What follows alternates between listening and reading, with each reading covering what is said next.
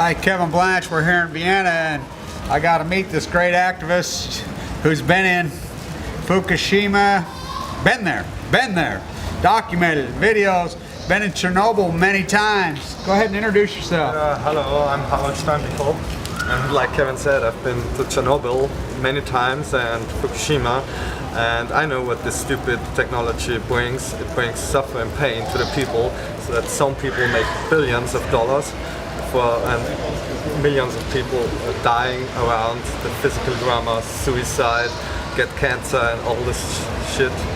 And yeah, I've seen it. I don't need to believe it because I know it.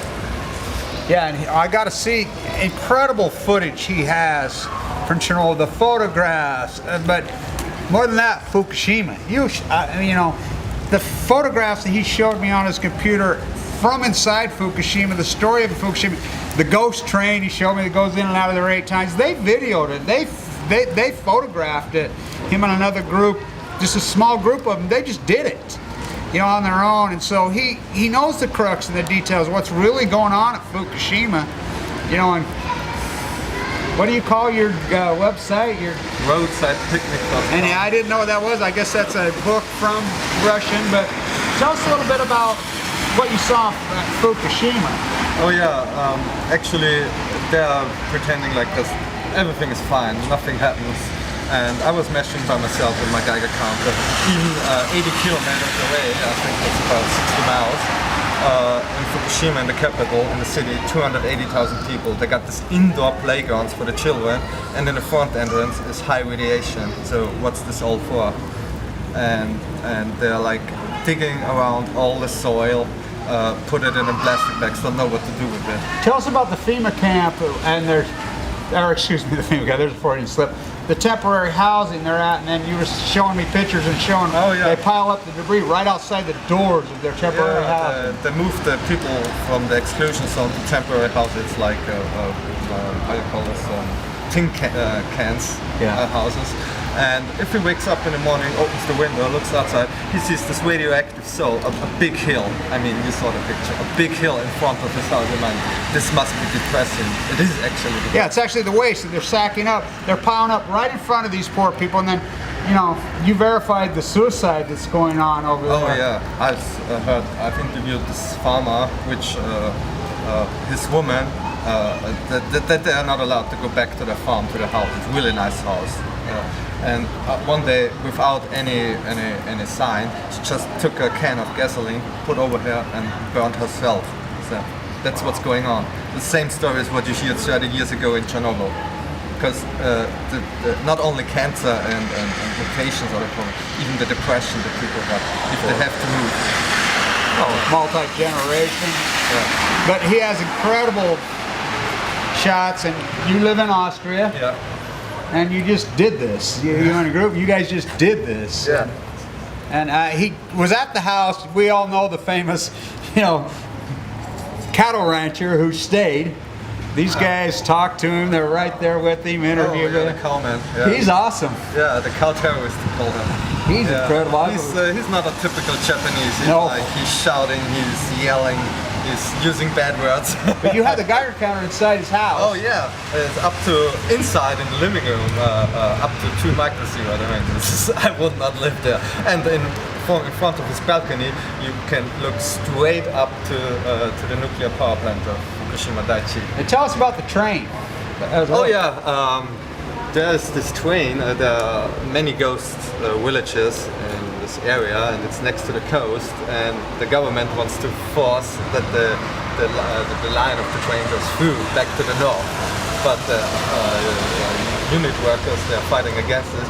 So the government says, yeah, the train goes to this village. Yeah, it's I don't have the name now, but the train goes 8 times a day to a ghost city. And we were watching the train arriving. Nobody's in there. And then he's waiting 10 minutes and drives back. And that's what he makes 8 times a day. 8 times a day. It's just the government tries to say, yeah, everything's okay because the Olympic Games 2020 are coming and everything is fine. Nothing's we fixed everything. Nothing is fixed. It's getting worse and worse. But Now, you were telling us you went in Fukushima City, which is how far away from the... 80 kilometers, so about 50, 60 And miles. you guys' readings were how high, even there? We had background radiations in this park with 7 microsieverts. Wow. It's a park where young couples go to dating. It's Wow. really romantic and nice there. And some people live there, and you know, it's the sad thing is, I mean, I have no problem. I see this in Chernobyl. Old farmers, old people go back there, live there. Yeah, they know, okay, they're old. They don't want to get disconnected from the roots. But I get really mad and sad if I see children in these areas, and that's what's going on in Japan still. And it's like everything is fine. And there are independent hospitals that are trying to handle stuff. Oh yeah, there's this one clinic, this corporation clinic in Fukushima. It lives on donations, and there are independent doctors who check the children by themselves. It's founded by some mothers who were they didn't trust the government and the official hospitals. So they make different numbers than the official ones. The official ones said, oh no, everything is fine. It's in the regular shape. Then they make completely Real numbers. Real numbers. Yeah, what's really going on there? With the I mean, it's pretty amazing. We have the IAEA here in Vienna. Oh yeah. And you know, it's spending billions and billions of dollars, and it's all grassroots like yourself, you know, like myself, like this independent clinic that have to tell the truth and have to fight with peanuts, with nothing, when they got billions and they're supposed to do this. You know, your work has been really powerful. I'm telling you, I got to see the photographs today, and I tell you what, they're amazing, amazing. Thank you. Well, not even just, I mean, Fukushima, yeah, going over there, what you guys did, but the work in Chernobyl that you have. How many times you been in Chernobyl? 6 times now. 2 times a year I'm going.